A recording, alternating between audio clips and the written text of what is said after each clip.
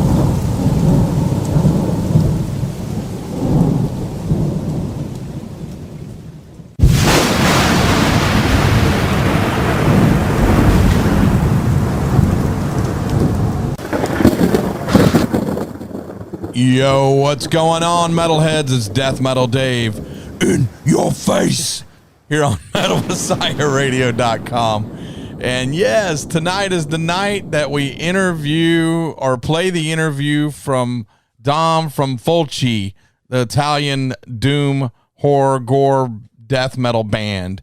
And the funny thing is I have a special. Well, Andy's here again. Holy shit! 2 weeks in a row. What the fuck is going on? Fuck, man! Shit, he must have. Your check finally cleared, so I'm back. Oh shit! I forgot to play his song again. The bitch is back, motherfucker. God damn. So, yeah, and we also have Kenny from I don't know what fuck band he's in. Oh. I don't know. I was cutting your lawn earlier, so Obituary, yeah, dude, you didn't do a good job. It's still fucking tall as hell. Well, yeah, I have to set the blade lower. So yeah, we have Kenny from Obituary. He's just hanging out. He's I was in the neighborhood. Yeah. By. Oh yeah, we might have a little Kenny set later on tonight near the end. Because that's where we got to put Kenny in the back of the line. Yeah, of that's course. what we do with Kenny types. Yeah. That's all I'll say. Dave's coming out swinging tonight, man. That's the Dick Dave part of me, I guess. Instantly just ragging on me. That's good. Different versions for different people. If you're a lady, Dick Dave means something else. For a guy, it really means a lot different. Yes. Or it could mean the same for a guy as it does for a lady. All depends on. But not for me. Sure. So, yeah. What's going on, man? I don't know. What have you been up to? You've been out teching for Sister Hazel. Sister Hazel, yeah. Yeah, and that's been great. I've been doing that actually. Those guys are cool as shit. I met you. You they're introduced me to them last July 4th or something. Yeah, they're the coolest guys. It's just like hanging out with my Obi guys. They're from Florida too. They're from Gainesville, and just killer guys. No stress touring. They put on a great set every night. Great musicians, and we just have a good time, man. Hell yeah. Yeah, it's a real good time.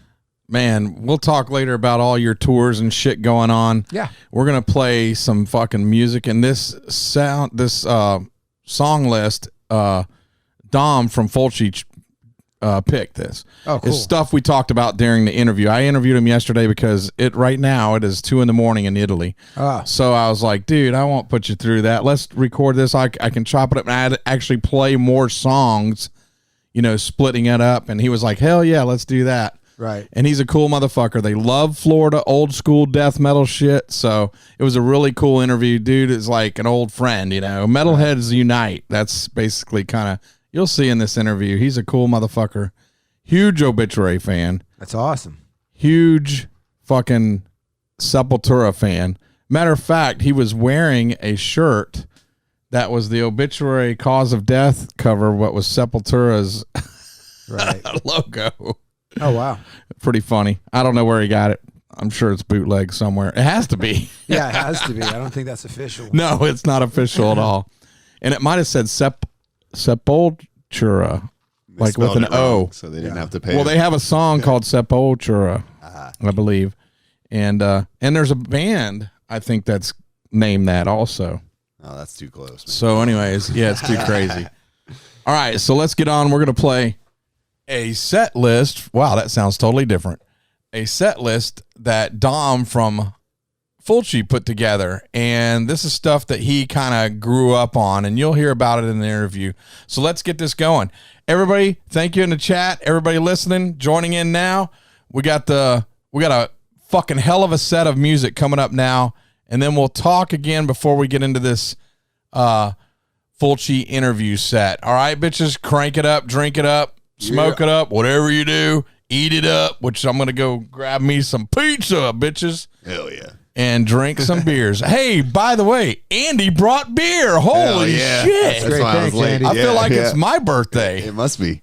Right on. All right, let's get this shit rolling. Bitches, it's Death Metal Dave, Unkempt Andy, and Obituary Kenny. In your face, bitches. Crank it up.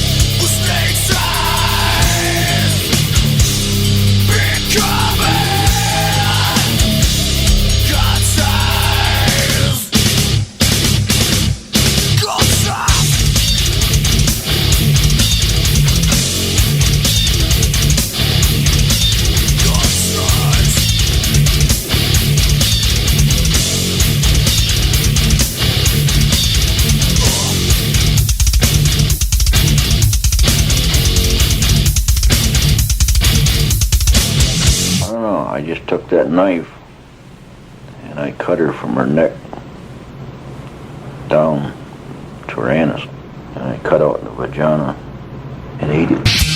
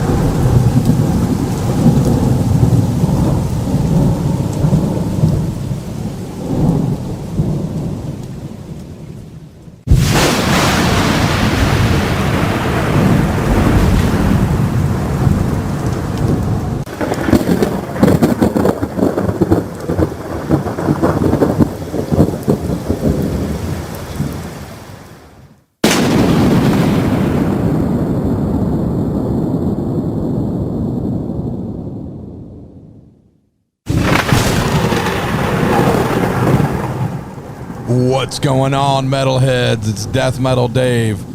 In your face. Here on MetalMessiahRadio.com. Wow, that was an abrupt ending to Thunder and Lightning. It was. And it's actually not raining outside for once. Right. Wow. The last few times that I've been here, it's full-blown chaos. Oh, my God, yeah. Is that better? Yeah, sounds great. All right, great. Kenny, describe my setup in here.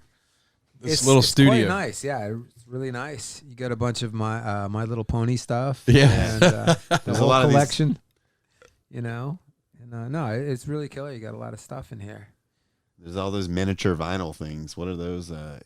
Yeah. Beer coasters or Yeah. something? Is that what Tiny vinyls. Yeah, tiny vinyls. I can't remember what they used to call those, like CDs maybe? Yeah. Cassettes. Cassettes. I know cassettes. Those are cool still. Yeah.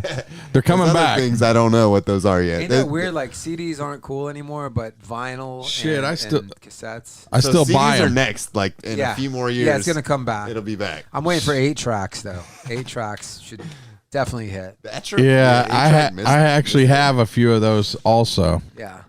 You'd be in the middle of your favorite song and it would fade out and go and go to the next Yeah, next exactly. track and then fade back in. Andy A little wouldn't before even my know what time, that sorry. is. I know I I used to look ha- old, but I'm just. I used to have I feel old. Those were so those are so beat. I never bought those because they were just big and bulky. You know, driving around in a car, you don't want to have that. Yeah. I mean, I already had suitcases of cassettes and shit, and that was bad enough. One Day in the Sun, and you put it in the cassette deck, it would be like, it just Exactly. sucked. Yeah, it sucked. I had in 1985, I had a I was one. Volkswagen Karma Gia. I bought really? a Volkswagen Karma Gia for $75. Damn. Wow. For $75. You get a car for $75. Yeah. What a Dude, time to be it had alive. the front right headlight was crushed in. Did it have and we the floor couldn't find one. panels? Or Oh could you see yeah, through the it was ground? Okay. actually pretty good, man. All right. But it had an 8-track player. Yeah, Sick. nice. So I went and seeked out some 8-tracks. I think I had some. My stepdad had some and so on. Yeah. And then I ended up getting, back then they also had a thing you could insert into the 8-track player where you could play cassettes. Yeah. It was an adapter. Sure. And so I had that, and it was before CDs. So yeah, that's what I And did. they had the tape player that adapted To the CD CDs, player. yeah. Years later. Yeah, But if you exactly. hit a bump driving in the car, Yeah, that's it. Forget Yeah, about you're it. Skip fucked. like crazy. That's what I do now. See, these Because they don't even have CD players Yeah, anymore. I dude, know. these kids Look, today, I have over 1,000 CDs. Yeah. I mean, come on, man. kids don't know the struggle that we had. Yeah. Yes. I mean, they have no idea. They're like, oh, this band just came out with something. Let me download it. Boom. Yeah. And it's there. Bastards. I know. I mean, we used to have to write letters, not type them. Yeah. Well, we could type them on a typewriter, but Regular typewriter, yeah. They'll never who know. could afford that? Yeah. Ching. Never know the pain of buying the same album like 4 times. Right. Because your friend stole it or got scratched Yeah. up. Yeah, or it got scratched. Yeah, Or the or connection melted. between- Well, dude, know. I would always buy vinyl, and then I would, buy cassettes and then record it. Like I would EQ it. Yeah, I'd yeah, EQ yeah. on my stereo, EQ it to how I liked it, because all the car stereos back in my day were total shit. I couldn't afford so I'd go to the flea market and buy a stereo. It would Right. totally suck. So I would just have to, whatever frequencies it wouldn't play, I would record my albums to have those frequencies in there, and then it would brilliant. sound good in the car. Right, Otherwise, it sounded like total shit. And back then we used to, I don't know, did you do any tape trading? Like No. mailed out? No, you didn't do any of that? No. I didn't even know what that was. You were just a rock star. No. I was just stupid. I didn't know. I know what the Dave's hell like, tape come on, man. trading That was my whole life as a I don't have kid. time for that shit. Yeah. I gotta play guitar. Yeah. And I what got- about getting a pencil in the cassette to, Oh, your tape? yeah. Kids will never know yeah. that struggle. Dude, oh anymore. yeah. When it would get caught in the, you're driving, Oh, and all of a fuck. sudden it would eat your tape, and you're like, Oh, my fuck, God. you got to pull over, Yeah. and try to get the tape out without breaking it, Yes. and then rewinding it with a pencil. or And you whatever. did pull over because you wanted to get that out and get it fixed so you could listen to the music. Oh yeah. I wasn't gonna fucking drive not one more mile without listening to Forbidden. You know? what Yeah, I mean? exactly. Forbidden tape. No You're way. going a little bit later than the cassettes I had. Oh though. no, I had cassettes up until about. Wait, how old? 2000. You're older than me. What are you talking about? I still have cassettes. Look, Yeah, but Cassettes are making I didn't have comeback, too. CDs in my cars until like 2000. I didn't have CDs in my car till, well, actually, I probably did when I moved to Florida about probably 2000. No, 1990 something. Yeah, Because a friend of mine in Alabama actually introduced me to him before I moved here. with CDs. Yeah. So check this out. My first credit card was a Sears credit card, right? Right. And when I got that thing, I was so fucking happy.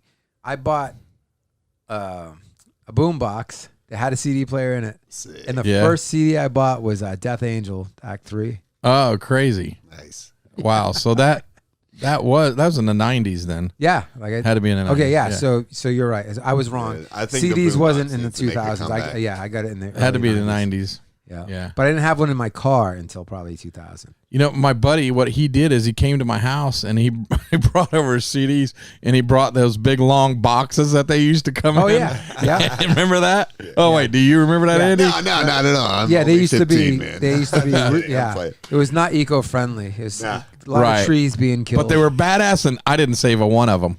Those Yeah. things are great. I didn't save. I saved a bunch of them, but then they got lost in the flood. Now the worst was I when had you a flood. had your CD player in the car decided to stop working with your favorite album in there, and you had to go. Couldn't get it buy out? You're Yeah. like, Yeah. Fuck. Oh yeah, motherfuckers. Damn it! I thought I was so cool with my 12-disc player, and I just Yeah. lost Yeah. 12 albums. yeah. This is some bullshit. Oh, Yeah. that's right. Yeah, you had the multi-disc player you put in the when trunk. That stopped working. You're yeah, fucked. yeah, Yeah, It's exactly. brutal. You kids don't even know. They don't know the Fuckers. pain. God damn it. Yeah. Yeah. And once again, we have Andy and Kenny from Obituary. Well, he's from Obituary. Obituary. Well, I call them the Obitches. Most people don't. Yeah. But that's my You call my everyone name bitches, for them. so. Hey, they call me Dick Dave, so I call them the Obitches. Fair enough. Fuck Fair you, enough. bitches. Yeah. I try not to call you Dick Dave. Because Well, I feel appreciate terrible that. about that. You know. I appreciate that. You're all right. I don't care. That's for the ladies. Only for the ladies. Only for the ladies. Absolutely. Oh, Lord. So, anyways, we're in the middle of playing songs picked by Dom of Fulci, Yeah, rock From that Italy. shit, will ya? and we just played Sepultura, Cannibal Corpse, Pantera, and Iron Maiden. And we talk about all these bands in the interview that I'm about to play in just a few moments. The next set is going to be Obituary, Carcass, Napalm Death, Fulci, and then I jump into the interview with Fulci. So there you go, bitches. You're not going to hear from me for a little while, except in this interview. So enjoy. It's a fucking killer interview. These guys are fucking awesome, and they're a unique band from Italy, but they're very dedicated. And, man, their shows, the show that I went to just went off, man, and the crowd loved it. It was fucking awesome. Killer Pit. I actually was shocked that many people were there. I'd never heard of them. I was dumbfounded because I'm an idiot. Didn't know how popular Fulci was, and I was excited that I did see them because they put on a killer fucking show. All right, here we go, bitches. It's Obituary, Carcass, Napalm Death, and Fulci. In your face. You're on MetalMessiahRadio.com with Kenny and Andy. There's that thunder again. I know. We got to make it like it is raining because it's not. All right, but just crank it up. Death Metal Dave. In your face.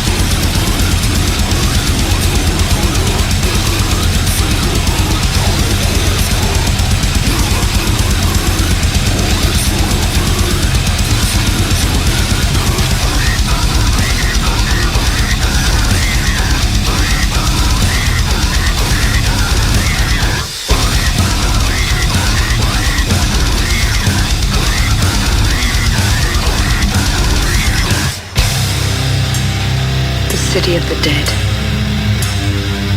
The living dead. A cursed city, where the gates of hell have been opened.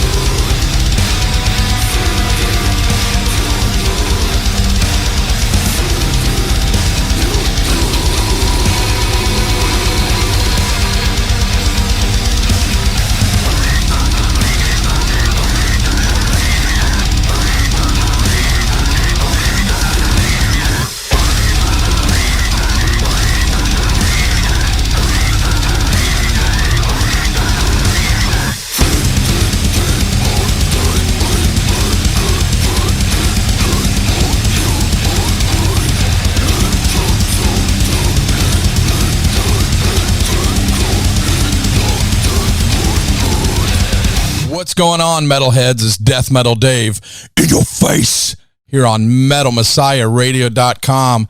And I have a special guest joining me, Dom from Fulci. What's up, brother? Hi, everybody.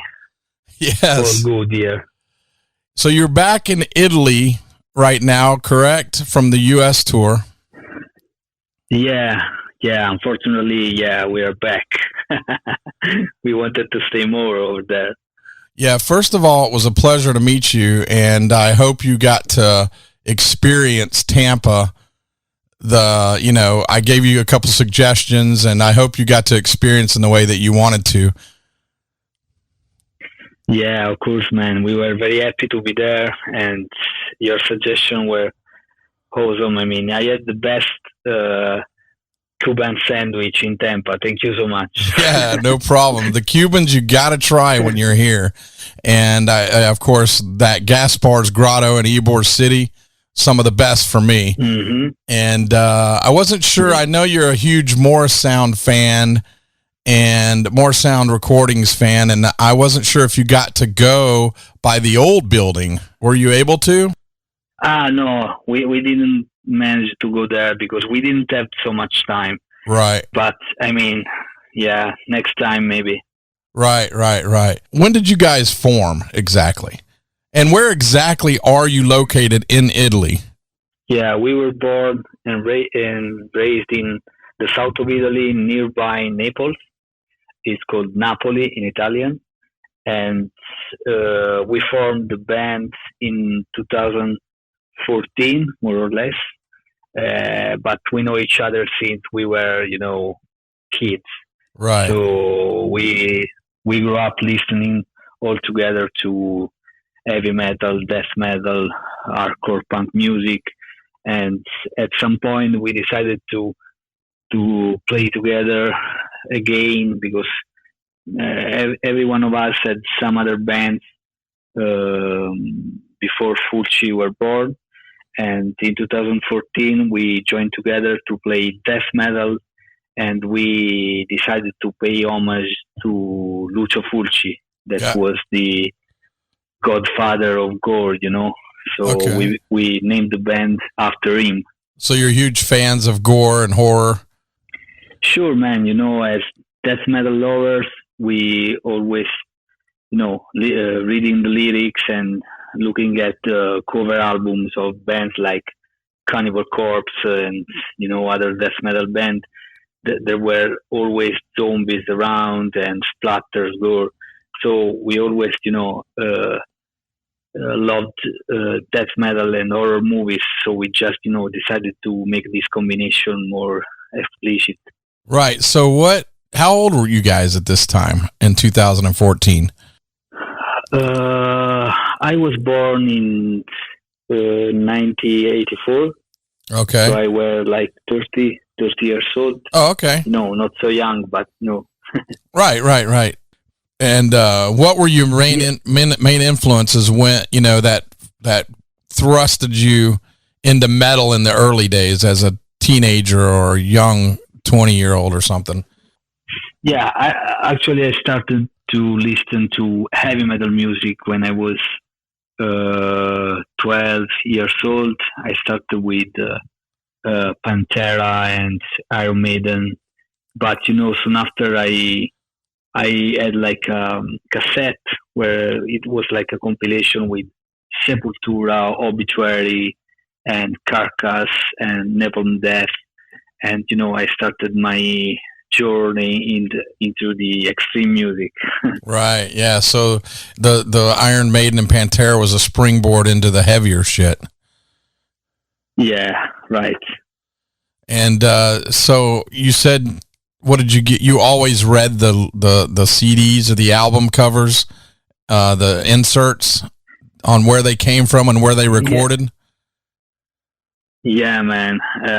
We, better than me when there wasn't internet and everything was, very difficult to get. I mean, the information were just on fanzine or written letter with other people that were listening to music you like. So when we had like in our hands tape trading era, and when we had in our hands CDs or vinyl, we read everything was written on that, So from the thanks list, the credits, everything, and that's the way we discovered new bands like Suffocation and Internal Bleeding and some other bands. We were reading all the inserts, the thank you list, thanks list. Yes. Yeah, thank you list, and that and that's how we know about Tampa and Maury Sound, because all the cool bands we were listening recorded their albums. Right.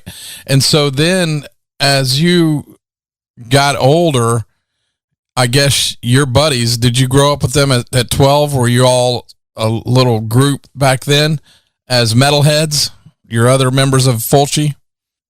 Yeah, we're more or less the same. I'm the younger one, but the difference is like a couple of years, 4 years, with the bass player is the older one. But we all grew up listening to this music. We had other bands before Fulci. Okay, gotcha. And yeah, I used to have a death metal band in the late 90s, like 99, 2000. It was called Necrophilism. Okay. And, we played death metal inspired by Cannibal Corpse and Dying Fetus, this kind of style. And, the themes were about horror movies, but in general, not so specific as Fulci are doing now, Right. So after some years, playing around with different bands, we started this new band, as just for fun.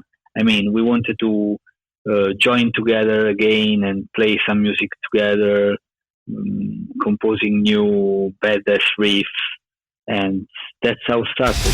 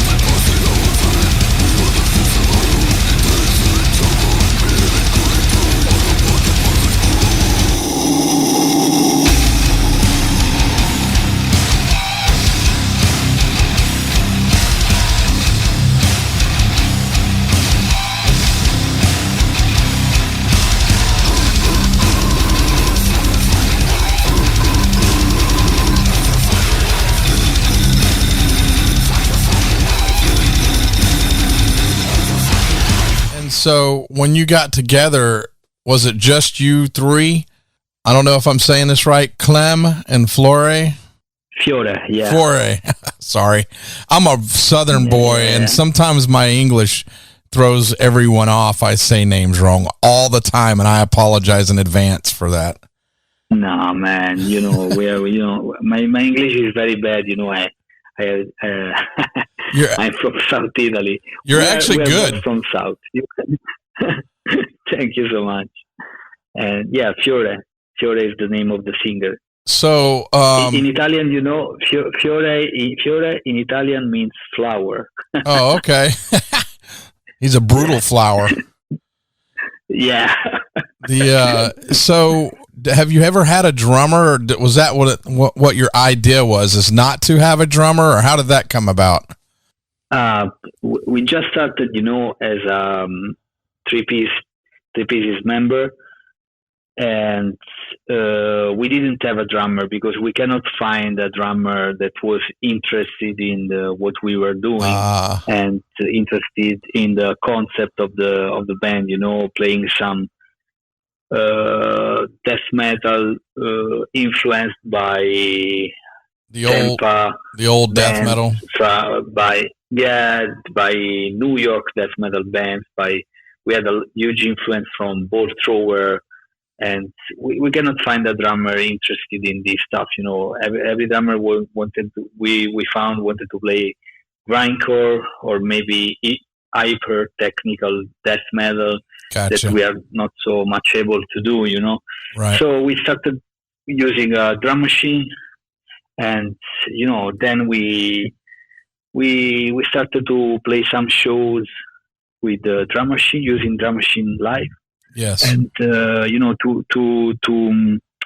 feel the emptiness of the drummer, we brought some video screening and we just started to screen the horror movies from Lucio Fulci. And you did that from the beginning? Yeah, actually from the beginning. Yeah. Oh, okay. Yeah. Just we started. We had like our first gig in 2014. It was supporting Cryptopsy from Canada and Jungle Rot and Disgorge, the California band. And that one was our first show, and we didn't project anything. But from the show, the second show, we started to screen, and it was amazing. I mean, the people was looking at something they have never seen before. It's something different, Right. And we worked on that, and we improved the drum sounds together with our good friends Ando, that during this last tour played the guitar together with us. Actually, he's our producer. He recorded all the albums we did, and he had a lot with the drum sounds. We did a research on the sound, looking what the drummers on the albums we liked, which drum set they use. We try to replicate the same drum sounds of that era, and but making them a little bit more contemporary. And during the live show, we added some samples taken from the horror movies together with the drums, because since drums is clicking always the same time, we were able to add the samples on the right time, on the right second. We wanted that, and that became something unusual for a death metal band. So now we are very comfortable, playing with this kind of drum machine together with the synth samples, and I think we will go on like this. I mean, hey, it sounds great. It's actually it doesn't sound like a drum machine actually live. I mean, right. or on the albums it doesn't either. No, on the album you can barely understand after a few listening that is a drum machine, but nowadays the productions, even the real drummers sound like a drum machine, in my opinion. So that's why maybe our sounds sounds like more like a real drums, because we wanted to do that. I mean, we wanted to give the warmth of a real drum set, using the drum machine.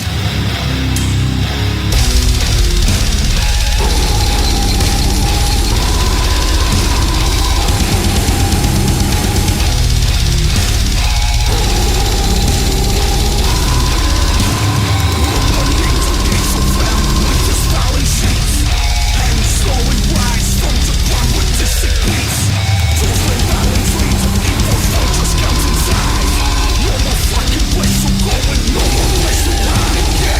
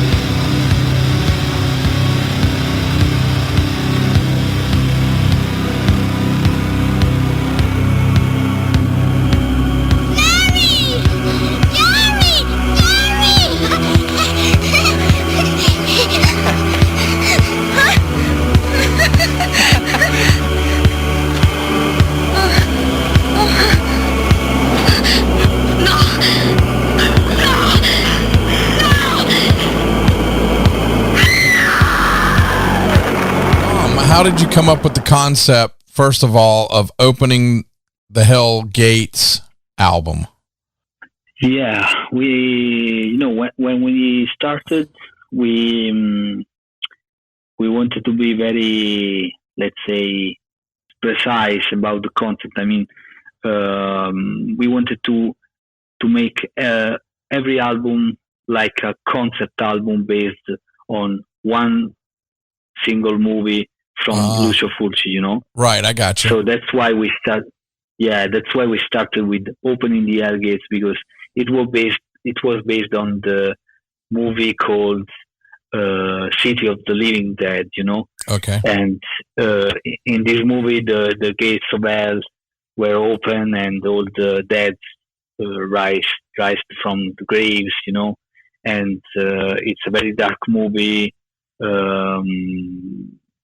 full of splatter scenes, and on the cover of the album, we wanted to represent the highlights of the movie, and all the songs are based on the on the scenes of the movie. I mean, if there is something in the movie that inspire us, we write lyrics starting on that precise moment of the movie, and that's for every song. So City of the Living Dead was born like this and was based on this movie because it's our favorite movie. I mean, all the three of us agreed on starting with that movie because we really love that one. Can you give us some history of the significance of Fulci, the man himself, in Italy? Yeah, it's quite complicated. I mean, Lucio was his name and Fulci was the surname. And he started his career with a totally different style of movies. He directed like comic movies or comedies, things like that. Westerns but, too? Yeah, even westerns. But, in the late 70s, he started working the Giallo movies, and the Western were declining. I mean, were no more fashion, and Romero from US started, a new genre with the Night of the Living Dead and zombie. Yes. So the Italian producers were like, okay, Romero did this movie called Zombie. Why don't we buy the rights for the names Zombie 2, Zombie 3, Zombie 4, Zombie 5? So they bought the rights, just the titles, but they didn't have the movie, Right. So they had the rights to make a movie called Zombie 2, but it was not the sequel of Zombie from Romero, was another movie. Gotcha. But they bought the name just because the movie had a really, was lucky, was many people went to the cinemas to watch that, so they hoped that Zombie 2 was, like considered like a sequel, and they get some money from making a movie called Zombie 2, Yes.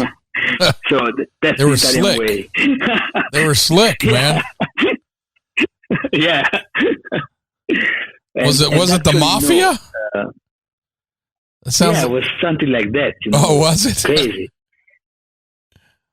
And Lucio Fulci was, was kind of without job in that period, and this producer hired him to direct this movie called Zombie 2, and that's how he started. I mean, he directed this movie, but it was quite different from a Romero movie, because the zombies in Romero movies are more like a metaphor of zombie. I mean, they were just a little bit of face painting, and it was just the meaning of the living dead that were when he was dead and he rised again, he was doing something that he remember from his past life, like going to the supermarket, buying stuff. This was the zombie in Romero movies was more like a social critic, of the society. Right. While Fulci started to make the zombies very gore, very splatter, like creepy, and it was just aesthetic. He didn't give a fuck about the significance of the zombie. He wanted just to make like gore stuff, and that it was doing. So that's why a lot of metal bands were inspired by his movies because of the gore and the violence, and the Right. extreme Gotcha. of the visuals, So he was quite popular in Italy, though. The strange thing is that in Italy he was not so popular because he was considered like a B series director. Yes. Because of the thing I told you before, because Yes. these people was just Right. doing something not correct. Right. Yes. So it was considered like but in later in the years, especially in the US and Japan and worldwide, I mean, he became like a cult, Yes.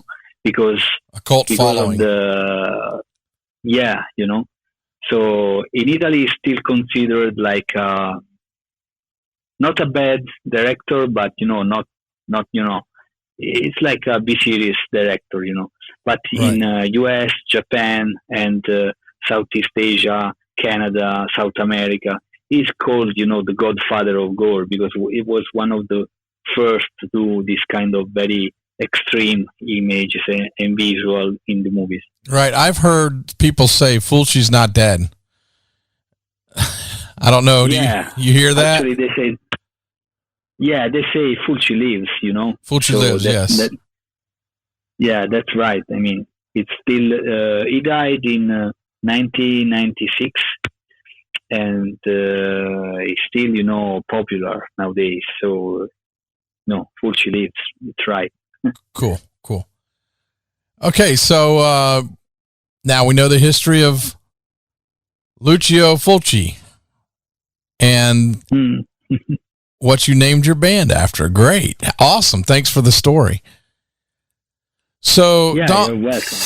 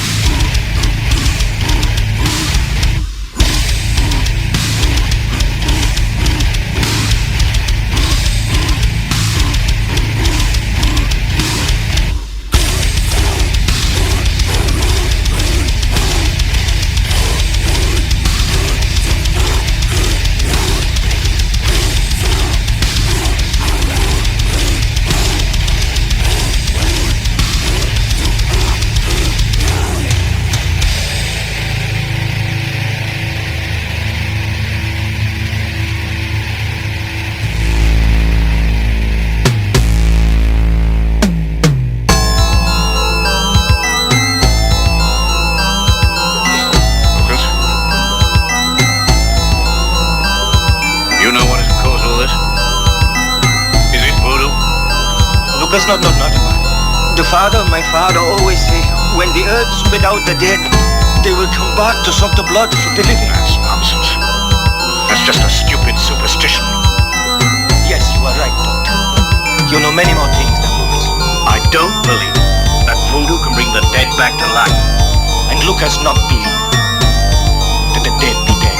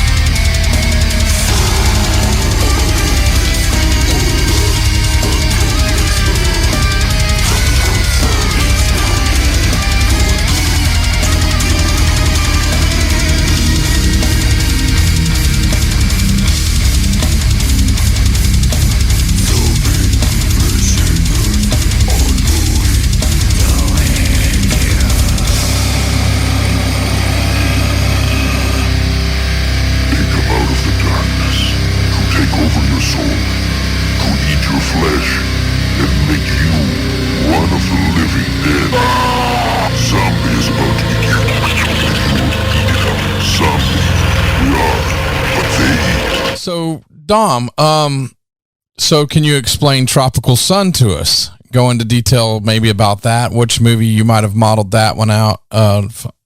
Yeah. When we did Tropical Sun,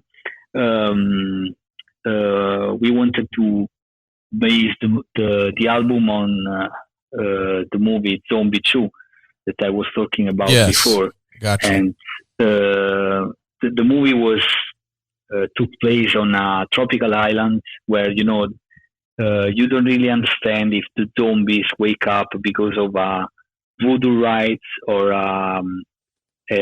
genetic experiments, something like that. So we wanted to give these tropical vibes, but with a gore effect. Yes. And in the beginning, the album, the title was Tropical Inferno, but in the end, we wanted something more extreme. So something that if you hear, you don't link the title to a death metal album. I mean, if you listen, Tropical Sun sounds like very happy and yes, but yeah. when let's go on vacation. When you put this, but when you put this title on that cover, where there is a rotten-faced zombie on a tropical island, it became something very weird, very different. And where did the artwork come from? the artwork was inspired by the movie. I mean, we try to use the highlights of the movies. I mean, the best scene of the movies. But every time we work with a different artist. Okay. And that cover was designed by Chris. His name on the Instagram is Misanthropic Art, and he did a really good job, man. Because Zombie 2 was a horror movie, but usually horror movies take place during the night. Everything is dark. Everything is black. I mean, yes. The ghosts come out from the cemetery during the night. Right. While in Zombie 2, everything is under the light, under the sunlight. Gotcha. So the zombies rise, but it's daylight, so it's very strange. And even in the movie, you can see something unusual. I mean, I've seen just in that movie there is a fighting between a zombie and a shark underwater, man. So something very, very strange, Right. The zombie underwater biting a shark. I'm gonna have to watch this movie for sure. If anything, you're inspiring me to watch these movies. That's freaking awesome. I want to thank you also for gifting me the actual vinyl of this. That's freaking awesome. I am a vinyl collector. I have a shitload of vinyl. Yeah, you're welcome. And yeah, I'm happy you can add this on your collection. Absolutely, I really appreciate it. And so, yeah, that's a killer concept that you're doing with this. And I don't know, did you want to add anything else about Tropical Sun that is unique? I mean, I spoke just about the concept, but actually the riffs and songwriting of the album was very, very good. I mean, we were very happy of the songs. I mean, we try to write songs very simple, catchy, and we knew it was something very, very good. But the feedbacks from the people worldwide were very unexpected. I mean, all the people started to share the music, the album, the reviews were awesome, and that's how he started. Because City of the Living Dead was a little bit low profile, but with Tropical Sun we did like a step up,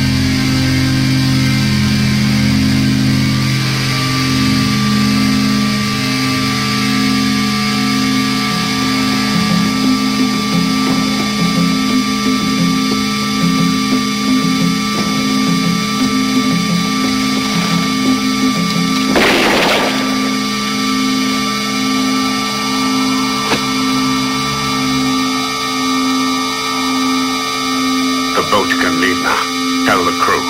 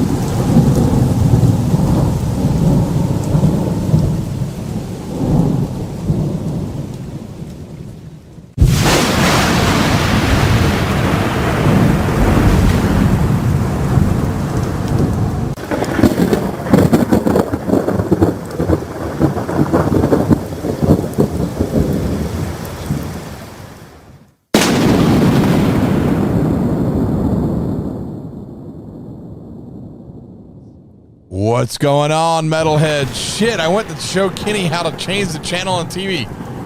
Kenny! We're on air, bitch! I'm calling Kenny in here. We need his 2 cents. He was watching Real Housewives. He was talking about how great they were looking. Oh, yeah, man. Housewives of plastic surgery. They look like leather. Yeah. Leatherface. Yes, pleather. It's pleather. It's plastic. That was a horror movie in itself. Horror movie. Horror movie. Oh, horror and horror Yeah, movie. Hua movie. Oh, horror. Oh, yeah. Yeah.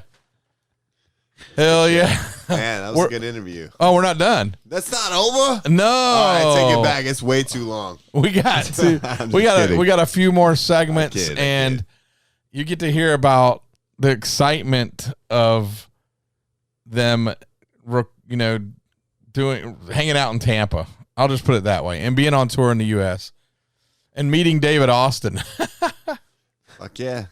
Love that guy. He's a nice Legend. guy, that guy. Yeah. He's a nice guy. He is a nice dude. He's a nice retired guy. His recommendation for pizza, though, is not too good. I got to tell you, David Austin, that pizza is not that great, but I get it. It's all right. It's not that bad. It's not bad. But it's not Chicago or... Wait, what was the recommendation? I'm York. not trying to... Jets. All right, okay. you said it, Dave. Oh. Not me. All right. Nah. Yeah. Jet's going to get all mad at you. Yeah. Of all the who pizza cares? in Tampa, definitely. Yeah. That's just franchise. Yeah. Jets, mediocrity. I don't know. It's 90% dough that's not cooked all the way through. Yep. Jets. And, equals the squirts. Yeah, basically. Jets. There are some good pizza around for sure, Yeah. but Thanks, the best Dave. Pizza. Thanks. Jets. Death Metal Dave and Dave Austin. Thanks for that. I bought that and I'm regretting it right best now. pizza. Jets. you've heard of instant gratification, but now you've heard of instant regret. Oh yeah, instant regret. Oh wait, should we have gone to Andy's place? No, that's the only place worse. Howie's. Oh, what's up with that place? Hungry Howie's. Yep. They get the Hungry Howie's No, pizza dough, or what the hell is it called? Howie's is terrible, man. Cheesy pizza. What the hell? I hate to say it, but it is I don't cheesy. know. I haven't gone to the bathroom 10 times after Howie's. all right. Well, there we go. You haven't ate the Howie's I work at yet. We changed our name from Hungry Howie's to Hepatitis Howie's. Oh, thank God I don't live in Lakeland anymore. Oh, I kid. Happy Howie's. Nice. I like Nah, that. I'm just kidding. But in all seriousness, if you want some good ass pizza, you need to. Happy Heidi. Yeah. Happy Howie's. That's how we roll. Oh, shit. God damn it. Sorry for the terrible puns in the chat. That's all right. It's okay. Where's the shout out to the chat room, by the way? Oh, okay. LC, the boss man, the giant himself, and he's always plundering through the Everglades, trying to get to Miami for what reason, I fucking do not know. That is hell on earth. My hell me. Yes. Adrian Williams Adrian, hell yeah. from Ireland. He's Irish. He plays Irish music. Are these the first shout outs you've done this whole show? Yes, sir. Sorry. Christ. Adrian, you'll hear him tomorrow night on Bobby Leatherlung's Lucas show. Also, doubles as the singer of Attacker, bitches. Hell yeah. And they have a show tomorrow night. Yep. And Adrian will be on there. And yes, I've been drinking, and Andy bought the beer tonight. Woo! That's right. I'm riding for free tonight, bitches. And Kenny bought the pizza and wings. And if I have anything to look forward to, if it's what he's doing, then I'll be hitting the bathroom all night. Thanks to Jets Pizza. Yeah, Jets Pizza. I'll be starting my own death metal band called Anal Rain. Doom.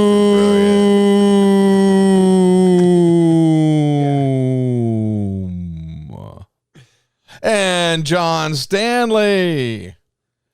New York City, New Jersey, Matt Metal Scene DJ Zab is on Tuesday nights, bitches. From up in New York, New Jersey. New York, New Jersey. Yeah, it's all the same. Oh, I don't know. I don't know if it is, but we'll take it. New Jersey, York. New Jersey, York. And Robin Souls, the gatekeeper, always watching out in the chat room, now known as the Pit. hi, Robin. Bitches. Yeah, shout out to Robin. All right.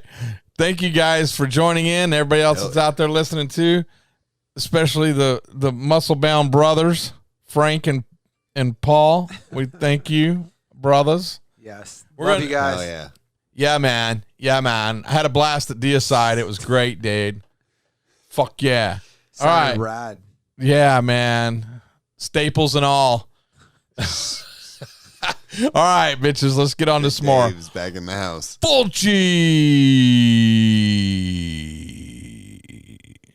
Drink it up, bitches. Crank it up, motherfuckers. It's Death Metal Dave, Unkempt Andy, and Kenny from Obituary, bitches. Crank it up, motherfuckers.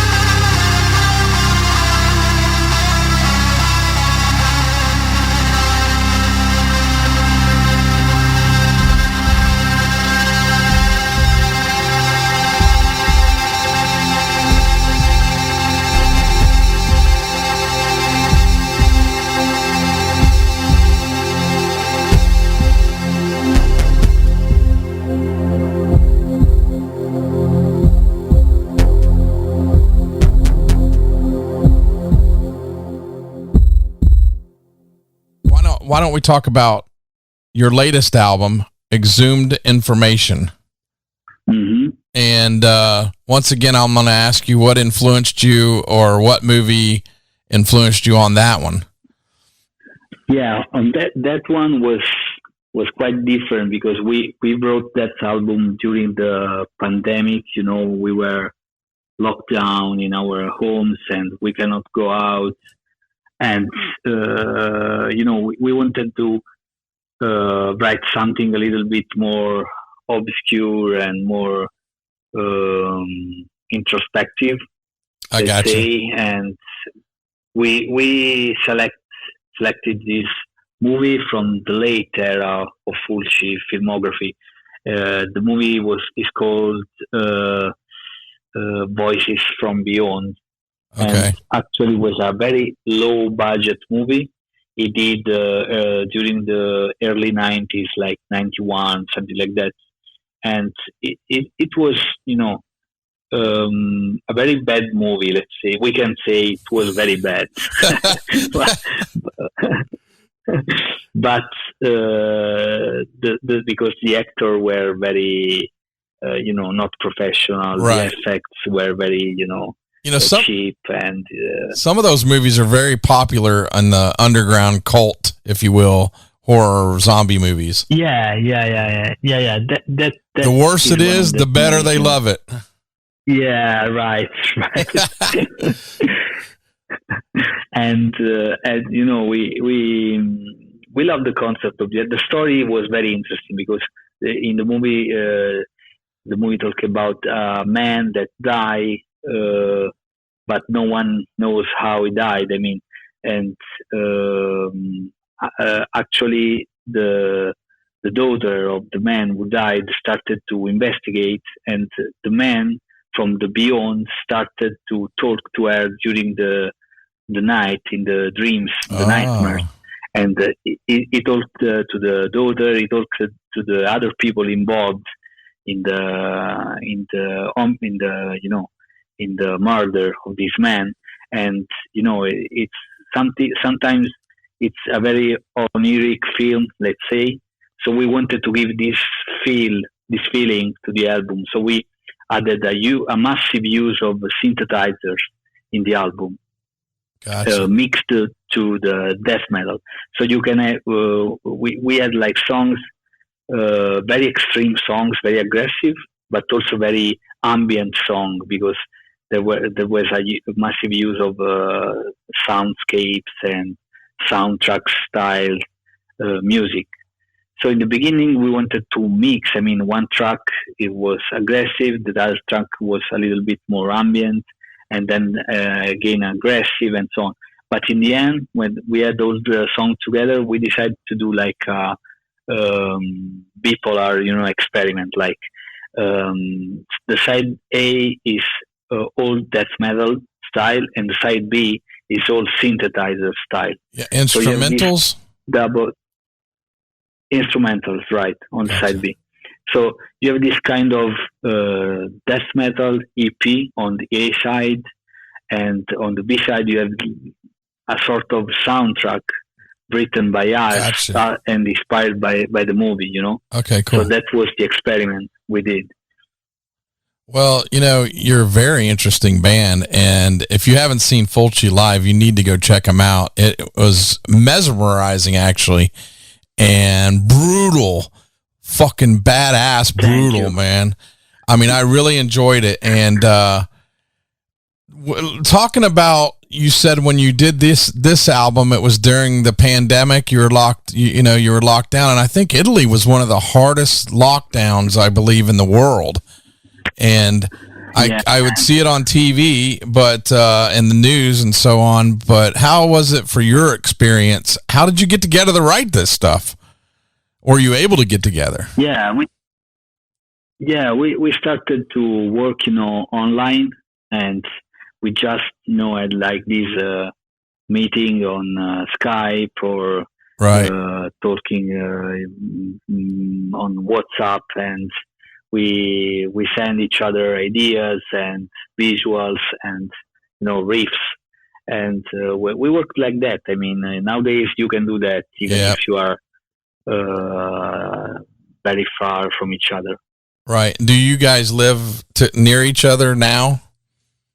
No, not anymore. I mean, I moved in the north of Italy, and Fiore lives in Rome, that is in the center of Italy, and Clems still live in south of Italy. So we are very far from each other. Ah, gotcha. I understand.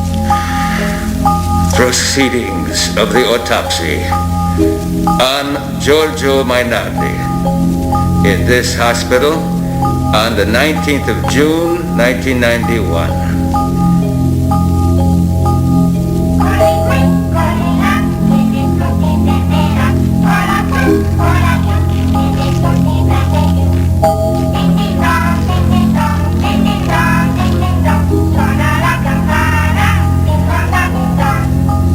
I have made a vertical abdominal incision down to the intestinal cavity. I am using hemostatic pincers to block the hepatic duct.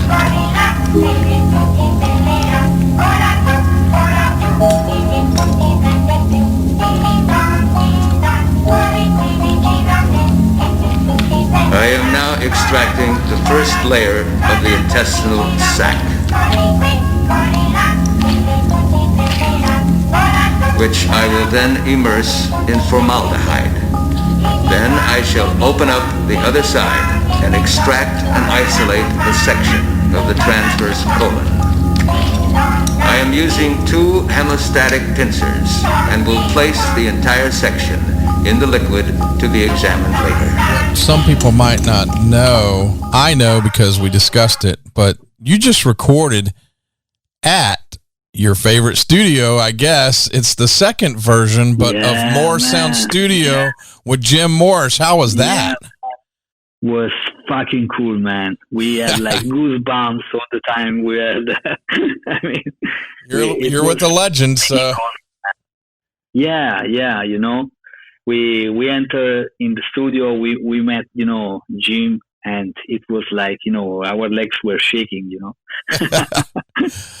He's an awesome dude, and he's a good mentor to listen to. And I hope he gave you good advice, and I hope you had a blast doing it.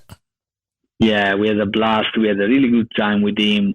He talked about the good old days, you know, early 90s when he recorded the bands like Obituary, Death, recorded legendary albums in the studio, you know, and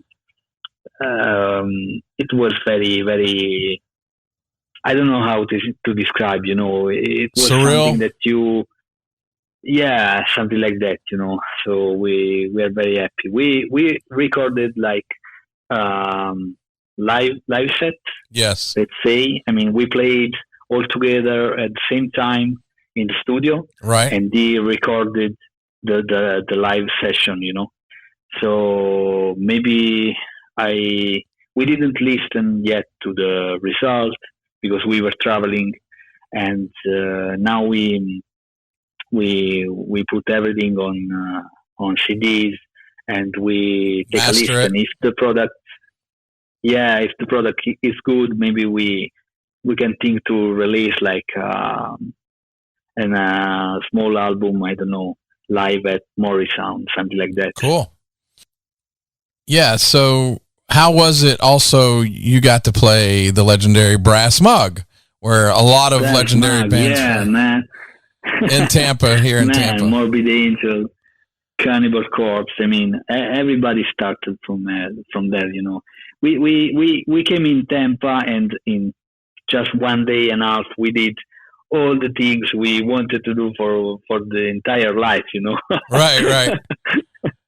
Well, that's good. I'm glad you had a good time, man. And you got to meet David Austin, too, of Nasty Savage that night. Yeah, man. It was crazy. I mean, I really love Nasty Savage because if they were not there, maybe all the bands I like Obituary and so on, they would never exist, because it was, I mean, they were like mentor, Yes. in my opinion, for all these bands in the Yes. early days. So it was very nice to meet him, and Yes, and they all spend some, you know. they all still talk about how that Nasty Savage influenced them. So yeah, that's pretty killer. Nasty Savage, Savatage influenced the death metal scene. And you know what it was is they, you know, if you can think of it this way, somebody sees Savatage. Okay, that's great. I want to play more aggressive. I see Nasty Savage. Oh, that's great. I want to get it more brutal. And then that's where, you know, kind of the death metal helped in the Tampa area, if you will. Deicide, Obituary, Atheist, or Ravage back in the day. Morbid Angel, and so on. And many more. Yeah, right. There's tons of bands from here. And Morrisound, speaking of Morrisound, it inspired, I mean, I guess Scott Burns. It's too bad you couldn't have hooked up with Scott Burns. And, you know, I think after Slowly We Rot from Obituary, everybody was like, holy shit, okay, we like that sound.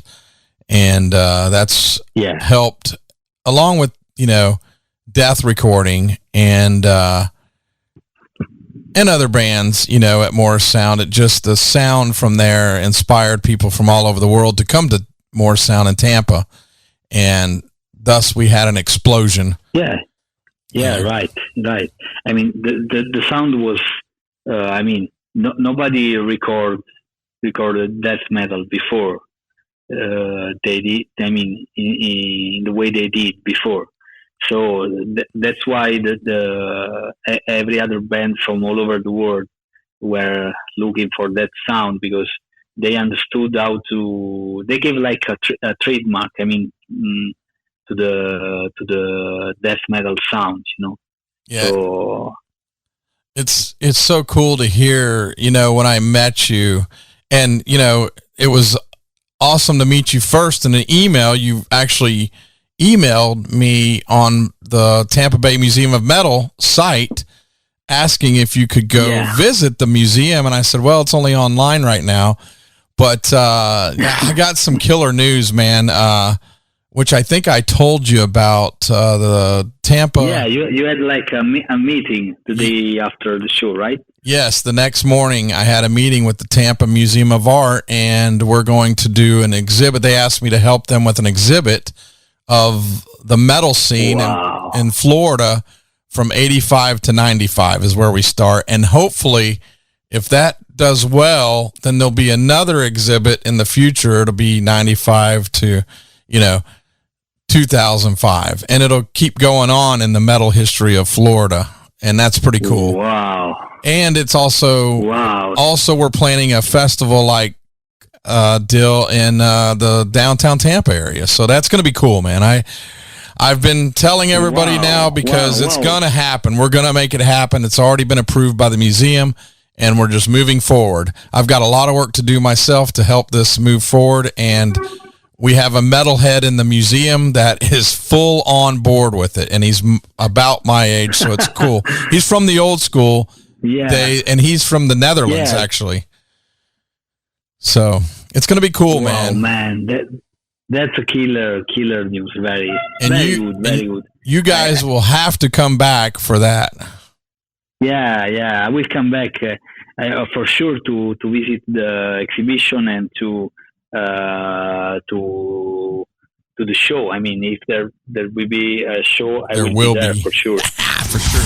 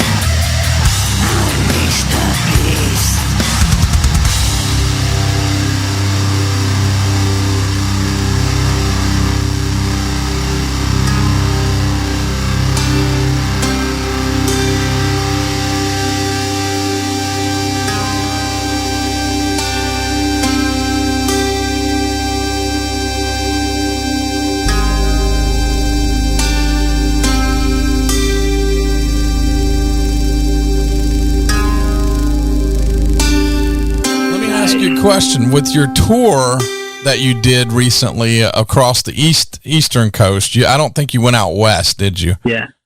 No, just the East Coast. Just the East Coast. But how was your experience through all of the U.S.?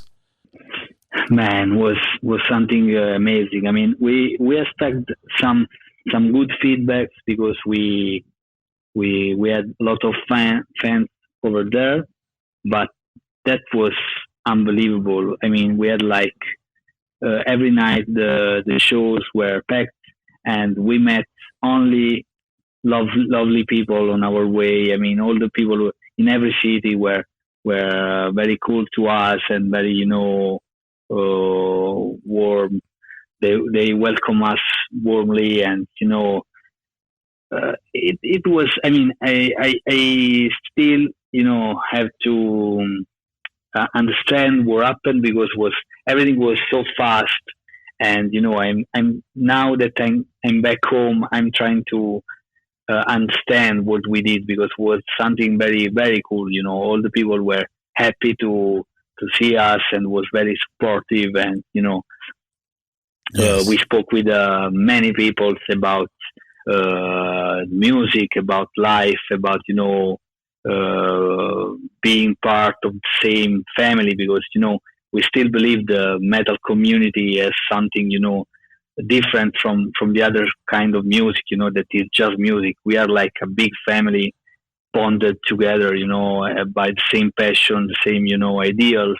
And, it's nice to see that nowadays it's still like that, Yes. And, that's very, very interesting that in US is still like this. And, we felt like at home, so we're very happy about this tour. That was great. I mean, I'm glad that you had a great reception, and that was. I must confess, and I confessed to you that night at the Brass Mug that I'm very new to your music, but it's fucking killer, man. It's awesome. I enjoy it. I'm glad I met you. Glad I seen you live, because you can listen to it, but when you see Fulci live, man, it's a whole different experience, and the crowd just becomes, I don't know how to explain it. I don't want to sound cliche, but electric. They just go off, man. And that pit that night was freaking amazing. That was a good pit. Good energy that night for you guys. That was great. I was happy for you guys. Yeah, we cannot complain, Yeah, we had a lot of fun, and we love when the show is not only about us on the stage, but the show is all together, we and the crowd all together with the synergy, you know what I mean? Yes. Hell yeah. So what do you got planned coming up in the future? I mean, you got some more tours going on and it all? Yeah, for sure. I mean, we want to come back next year maybe, and we're working on new stuff, new songs, new album for the next year, and we're planning some shows here in Europe, festivals, and another tour in the US, maybe going in the Midwest, maybe South, like Texas, and coming back on the West Coast, because actually we were already on the West Coast in 2019. We were in California, Nevada, Arizona, New Mexico, promoting, the Tropical Sun release. But then the pandemic happened, and we were forced to stop.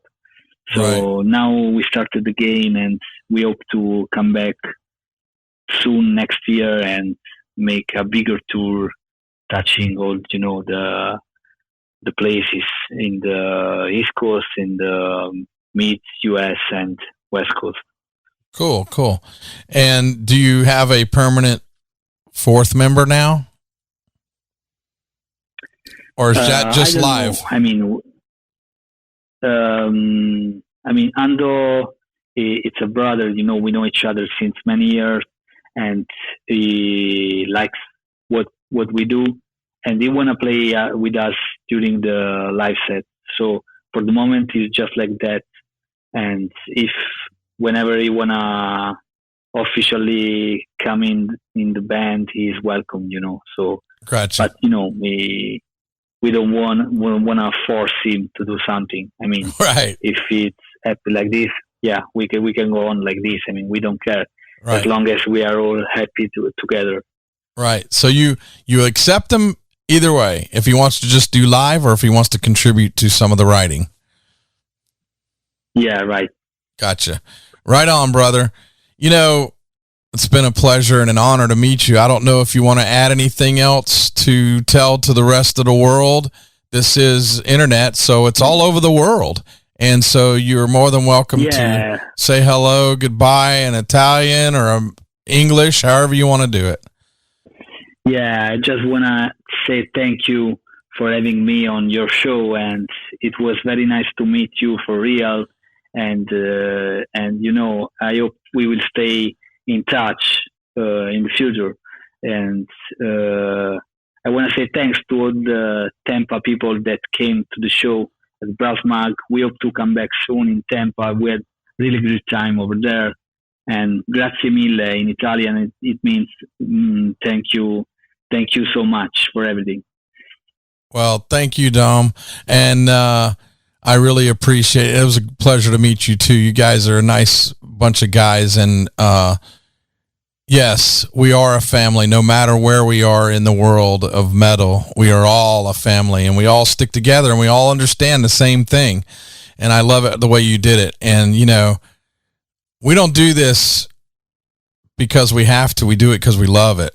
That's for sure. I do this radio, right, the museum thing. I do it all because I love it. I don't get paid for this shit. I just do it because I love it. It's a passion. And if I can contribute and promote people like you guys or my friends, Obituary, Deicide, whoever it may be, I love doing that. You know what I mean? And I love it. And I'm glad I met part of my family in Fulci recently. That was fucking awesome. Appreciate it, brother. Thank you so much, Dave. And if you want to come in Italy, let me know, you know. Mi casa es tu casa. You never know. I might do it, and we will definitely keep in touch, brother. I hope to see you again soon. And all right, appreciate it, brother. Okay. Thank you. And I know it's late where you're at, so I want to thank you for staying up and joining me, and I appreciate it. Long live Fulci. No problem. No problem, Dave. Thank you. Bye-bye. Bye. Thank you, brother.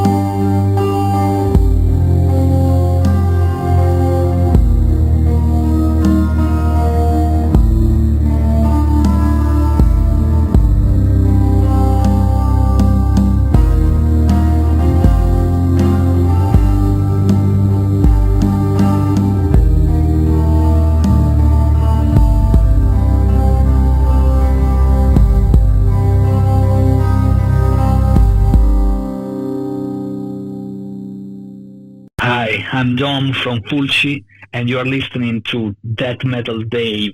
Eat your face.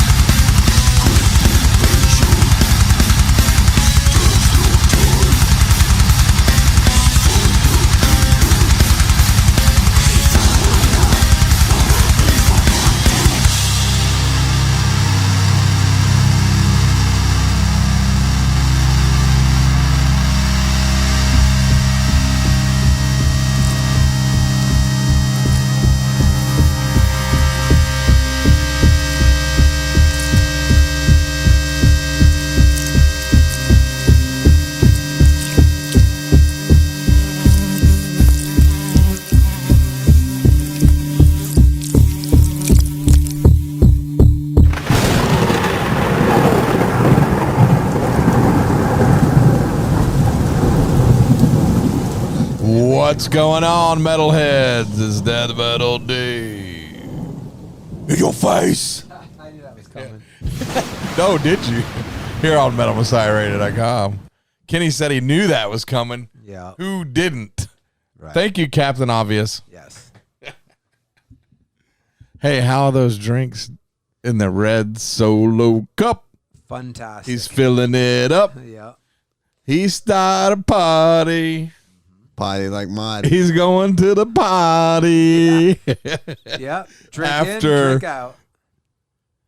Jets. Let's not promote Jets anymore. He's the anal of death. Yeah. Anal of death. That's it. So what's going on, man? Read for us. That's a sick interview. Anyways. With Fauci. Oh, yeah. Dr. Fauci was. He changed his mind. He was like, He sounded Italian. He went brutal, yeah. Well, he man. is. He is. In Italy, they don't have vaccines. They probably kick him out of Italy. Probably. He's not very popular there. Probably not. Or here. That's weird. Yeah, he's not popular anywhere, I don't think. Yeah. He's only, well, we're not going to go there. Yeah. He's popular some places, but probably where you've been all night in the shitter. Oh, man. Anyhow. That was yeah, really it cool, was though. killer. That's awesome, man. I can only imagine the joy of those dudes coming from Italy, being huge death metal fans from Tampa, and like actually getting to play here. Yeah. Meet Death Metal Dave. You heard how excited he got Yeah, when I brought it up. Yeah. And especially the brass Morris mug, sound. Yeah. And they got to go fucking record a live set at Morris Sound with I have to- Morris and shit. That's fucking killer.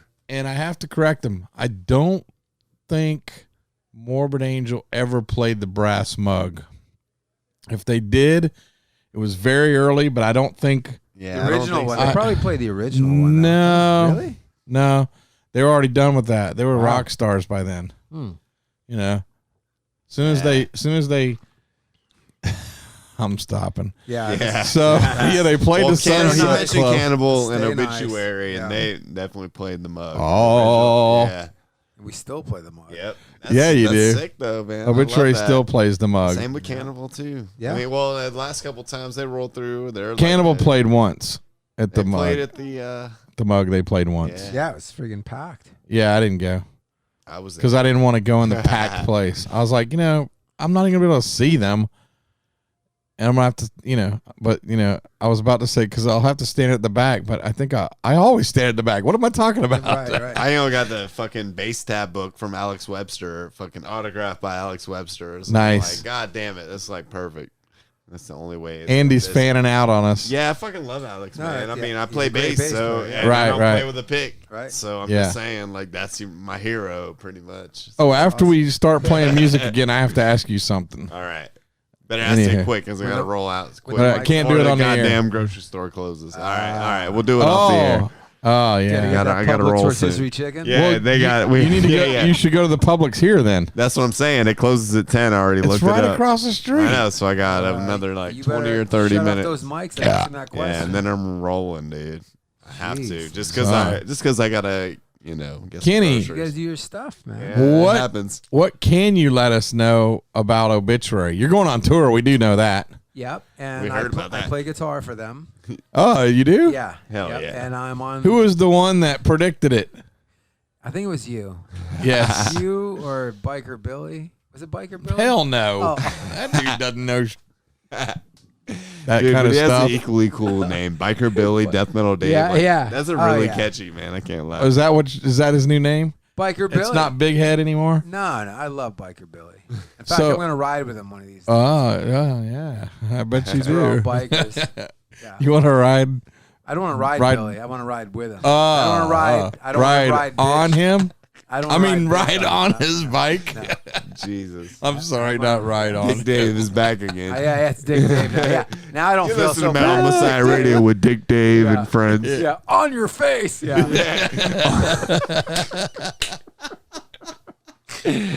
Oh, nailed it. But not in that kind of way. That's what she said. On your face. All right. Anyways, Jesus. We just got canceled, guys. Yeah, I know. canceled from what? So, bikers, they're gonna hate us. now. Fuck off. Yeah. Whatever. I'll take them all on. Yeah. Hey, Yeah, man, it's slow easy down. when I you're bet here. you would, man. Yeah, it's easy when you're here behind these monitors. Fuck you guys, man. Hey, no, you seen me on stage. I call them all bitches, and they love it. Yeah, you do. I don't know if they love it, but you do. No, they love it. When I don't say it, is they start bitching about me not calling them bitches. Man, you didn't even insult me, bro. Yeah, what the fuck, bitch, man? what the You were fuck? up there. Damn, bitch, you didn't call us bitches. Well, we do have we're going to South America next week. Oh, next week. Fuck. Oh, yeah. Next Wednesday, I think we leave for That's that. sick. So that's gonna be ripping. And then Anybody we're doing- going with you down there? I don't think so. I think it's just us. I don't know. I just got the info. I got the email about it to show up and get on the plane. And I caught somebody's playing with you. I can't remember who. A couple shows, and I was like, "Damn, that'd be killer." See that? who is it? I have to look it up now. I travel around. I've done this for many years, Kenny. Yeah. I travel around and I used to like kind of work a little bit with Obituary, whatever. Now I just kind of use it as a vacation excuse. I'm going to go see Obituary and wherever and right. fly out or drive over there. Right. Yeah, I went to the England. Wait a minute, you and Biker Billy? Was it No. Biker Billy? Oh, damn. It was fucking Devin. Oh, yeah, Devin. There's sorry. the picture Sorry, right Devin. there, Stonehenge. All right. Stonehenge. I've had a couple of drinks, so Oh yeah. yeah. What kind? Just water. Ah. And water-colored booze. Yeah, and then I think Paul went out to one of your shows Yeah, yeah. out there. Rode Paul, with y'all or whatever. Yeah. Rode you or what? Rode with Billy, you? no, Billy did come. Biker Billy did come out to Germany one time. Oh, he Nice. did that. Yeah, that's Yeah, right. he He got went to to, and then he introduce went us. and hung out with Trevor in Italy. Yeah. With Fulci, Yeah. Dr. Fulci Yeah. was there. Well, he might have been. His injected Yeah, this was poison before right into the your arm. pandemic. Yeah, it was okay. way before that. It's like Yeah. 15 years ago Yeah. when he That's a did while. that, or 10 years ago. At Well, yeah, least. so we've had a few guests with us. Well, all of a over sudden you time. sound like you're in the other room. Oh, sorry. How about There this? you How go. about now? How about Yeah. now? Oh, yeah, there it is. Yeah. And then remember, I remember you coming out to Boston. Yes. Remember that? And that was the first time you hot bagged it. I think it was the first. Oh yeah. When I went on a couple week tour. Yeah, I did.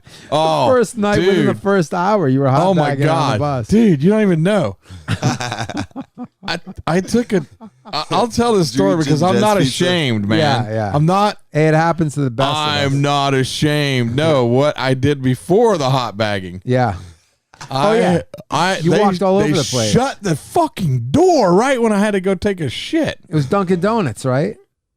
Oh, I Yeah. walked all over the place. Went to Dunkin' Donuts and they were already open, but they would not let me. They were in there cleaning and they were supposed to be open, but they would not let me in to use the restroom. Yeah. They were just like, fuck Yeah. off. So poor And- Dave come back to the bus. No, hold on. There's more. Oh, yeah. So I must have ate a lot of shit out. So I went. I couldn't find anywhere to go, man, and there was nobody awake on the bus. Kenny wasn't there. He was off at a hotel room at this time. And so what did I do? Grabbed a bunch of paper towels and went by the dumpster and just blew it out over there behind the venue. Yeah, right. it sucked. And it was like 20 something Oh, degrees. it was cold as fuck. It was like out. 20 Yeah. degrees. Damn. But that shit, it was funny, That dude, shit because froze, everybody man. would have known what I was doing because the cloud of steam coming up Yeah. after just engulfed Wait a me. minute. But then you did come to the bus. Then I went to the bus and I Yeah. had to go again. You had to go again, man. and I know your pain because I've had to do this a million times. Well, not a million, but maybe 500,000. And I seen the pain on your face, and I was like, you know what, dude, there is a solution. I was like, I got to go back to the dumpster. And you're Yeah, like, it's no, like, don't do that. Fuck that cold dumpster. Just get a trash bag, line the fucking shitter on the bus, and just fucking let it rip, and then throw out the bag. Yeah. There you go. And luckily, we were stopped because I've done it. Oh, my God. Listen, and then- I've done it going down the road and literally thrown it out the back window of the bus, right onto the highway. Like it just sucks Yeah. right out of the thing. Yeah, a lot of people I've heard done that. I Yeah. I haven't done that. So yeah. I had to do it 3 times one night, and we had a girl driver. Talk about embarrassing, man. The funny thing is, right after that, the bus driver shows up. And I was like, thank God I know. the bus driver Yeah, wasn't yeah. there. I mean, it was immediately after you got Yeah, done. yeah. And you were walking. I think you were walking out with the bag. Probably. Yeah. Dude, one time. He's carrying himself. He's carrying his own shit bag. One time that's nice of him. During the middle of the day, I was hanging out with Napalm on their bus in actually Tampa, and Janice Lanning. Anyways, I was on their bus, and we just went on there. Some other people I didn't even know. Barney did not give a fuck. It's middle of the day. He goes and hot bags it and walks through with this Walmart bag, and I'm like, is that thing gonna fucking break? Oh my god! I was just thinking it wasn't even a trash bag, or it was a Walmart bag. So he couldn't even make it into the venue to go take it. No, Wow. that's what confused me. Yeah. This was it. That was happens, about though. Janice Lanning. It was pretty funny. It happens. There's been a couple other people, like when we were in one time it was the same fucking tour. Shit. Yeah, it was the shitting tour. Yeah. I guess.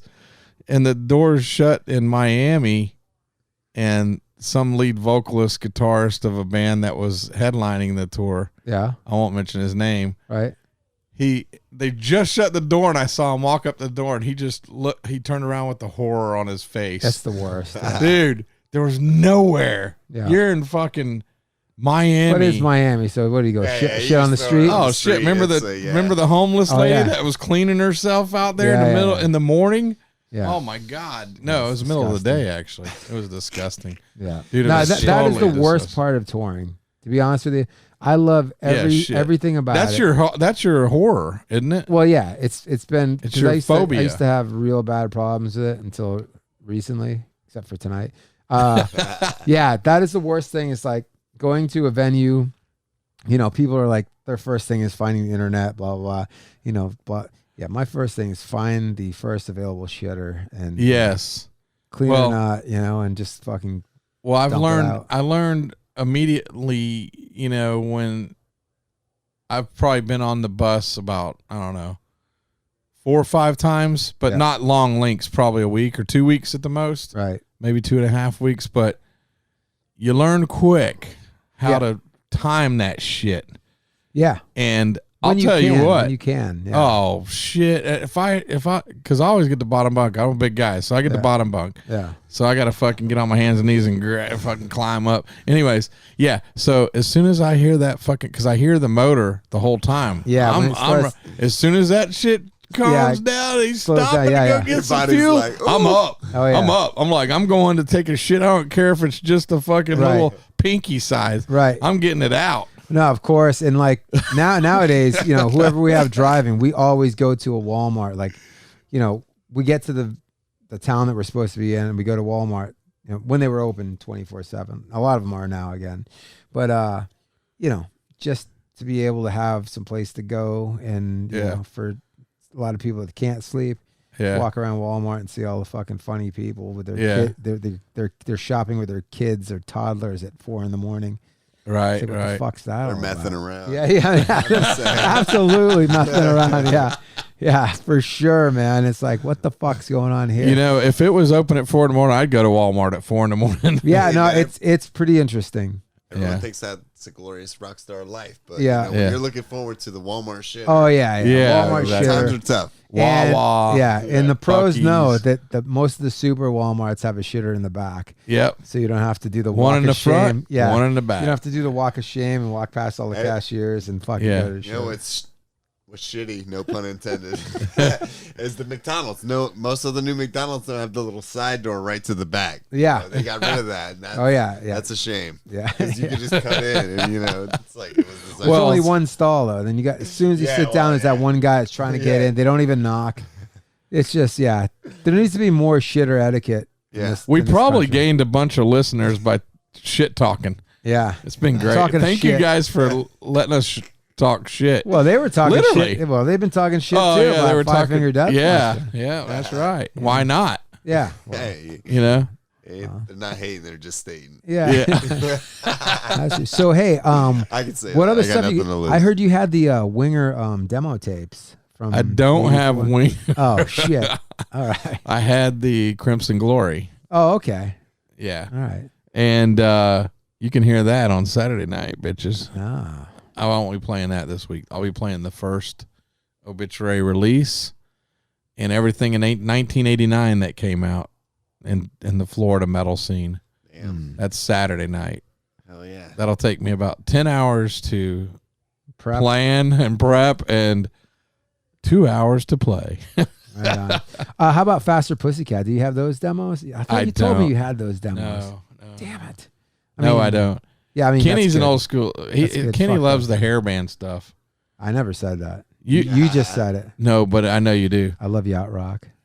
Yeah, you do. Yeah. That's awesome, though. I love it. I love it. I love it too. I like it too. Rock is a thing. Shit, I have my favorite stations are. Well, we're talking On about a different XM? station. Hold on. Serious? Yeah. Actually, yeah, I like the bluegrass, Yeah. and I like the rock party. What is it called? It's next to Yacht Rock. Rock Block. Oh, Rock Block. Rock Yeah. Block. I It's like, all right. Ozzy's Boneyard. Yeah, Boneyard. But what's cool on the app is you can do they have like deep cuts. So you don't Yeah. hear the same shit over and over. Yeah, I You just have hear, the like, app too. Older shit over and over. And the same with Yacht Rock, but when you do the Yacht Rock deep cuts, it's cuts that you've never heard, so you're like, what the fuck is this, you know? Right. But you discover that those bands that had the popular tunes, they got a lot more intricate stuff. Yeah, that actually- you Yeah, never yeah, heard. yeah. Like Ambrosia Yeah. doesn't sound like the songs that you normally hear. Like they Right. got some real good stuff. Well, that's what I listen to in my car. Yeah. So, anyways, enough of us chit chatting, shit. Yeah, we're gonna chatting. rock. None of this, Enough of shit none shack. of this Yeah. shit. Gonna rock out or what? What's going on? We're gonna Talking rock shit. out. We're gonna still do Dom's fucking set list. We got Suffocation, Internal Bleeding, Dying Fetus, next set, bitches. Crank it up, bitches. It's Death Metal Dave. On your face. Stick Dave on your face. Yeah. Kenny on my toilet, bitches. Crank it up. And Andy getting the fuck out. Going to Go to Publix. Publix, Yeah, bro. that's right. All Got to right, get them crank it groceries, up. bro. Rotisserie chicken, yo. Fuck yeah. Yeah, get the discount now. Moho, yeah, it's been sitting rotting. Yeah. I'll be back on your 4 toilet in o'clock. about 20 minutes. No, use Publix toilet, bitch. It's freshly cleaned. Yeah. Nah, Shit, bro. Kenny's been destroying that one. I don't know if you want to go on that one. Publix is top secret, man. All right, crank it up, bitches. Death Metal Dave, Kenny, Under. and Andy. Whoa, in your face, bitches. Here on MetalMessiahRadio.com.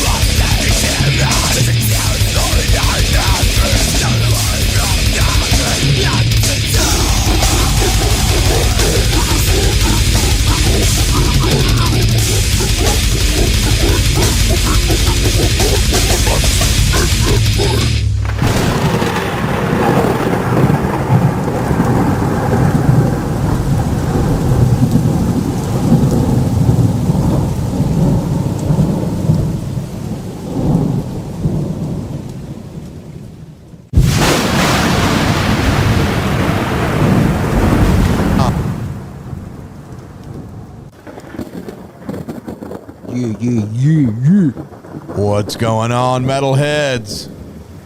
Just me and Kenny. That's it. They haven't killed Kenny yet. Not yet. Not this time. The bitches have not killed him yet. He's still alive and kicking. For now. Yeah, you know, it's funny. Earlier tonight, we were talking about how it wasn't raining and storming, and then it fucking stormed right away. Yep. Like a minute after we went on. Until recently, actually. Yeah, actually, yeah. Dude, thanks for coming and hanging out, Kenny. Oh, yeah. No problem. I know you're looking at my backside. Yeah. Uh-huh. As usual. Anyways. It was fun. It's good. Yeah. Listening to the tunes. We just played Dying Fetus, Internal Bleeding, and Suffocation, still on the Dome set list. And we have a few more songs. I have 4 more songs for Dome. And he might be listening. I don't know. I haven't checked my messages lately. And then what? You going to play the Bang Tango demos? Well, then we're going to go to, then I'm going to get off the air. Oh, yeah. Right. And then we're going to drink some more. Okay. That sounds great. And then I got to get up and go to work early. Ah. But I'm staying up for you. That's right. Because you're my bro. That's it. So I got no place to go. So hey, we never told him the story. Here's a story. Yeah. Of a guy named Kenny. Oh. Who was playing in a band called Andrew WK. Oh no. Yes, Kenny used to be an Andrew WK, in case you did not know. And actually, how did you start out with that? Actually, tacking. Yeah. Donald. Actually, Andrew had come down, I guess, and him and Donald, got to know each other, and he was an Obituary fan or some shit. Yeah. Wanted a band and wanted Donald or some shit. Yep. Donald had a band which was Intoxicated. Yep. It's amazing. The whole story is pretty amazing. And then Adrian, you'll like this story. That was Intoxicated that became Andrew WK's band. Yep. And then Donald was like, "Listen, I have the whole crew and band and blah blah blah." So we were all green. We had never been on tour before. And so they asked me, you want to be guitar tech. So my dad actually showed me how to solder. What were you doing at the time? I think I was working glory holes at the truck stops. Yeah, at the young. Parliament House. Yeah, all the they don't even. I don't think they know what that is in Orlando. The Parliament. It doesn't exist anymore. It doesn't. No, not that it got canceled or anything, but it just somebody bought the property. Yeah, but yeah. So yeah, I was a failed musician locally in Orlando and was ready to just kill myself. And then luckily Andrew WK came into my life and Donald got all of us on as far as band and crew. And I was a guitar tech. Like I said, my dad showed me how to, solder stuff, and I just bullshit my way in. It was all a big scam and a big joke. And it ended up being one of the greatest things that ever happened to me because it got me on tour. And then Andrew was so cool that, within a year and a half or so, I got in the band.